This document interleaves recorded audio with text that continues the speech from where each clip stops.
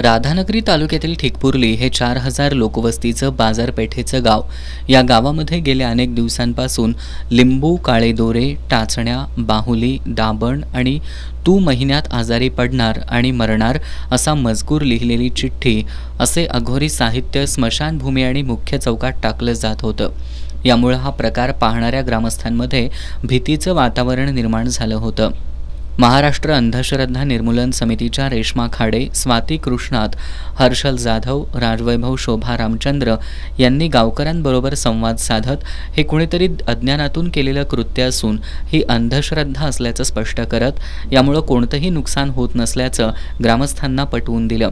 त्यानंतर ग्रामस्थ आणि अन्नीसच्या कार्यकर्त्यांनी ठिकठिकाणी मांडलेला अघोरी प्रकार पिशवीत भरून गावाबाहेर फेकून दिला आणि ग्रामस्थांमध्ये अंधश्रद्धेतून निर्माण झालेली भीती नाहीशी केली.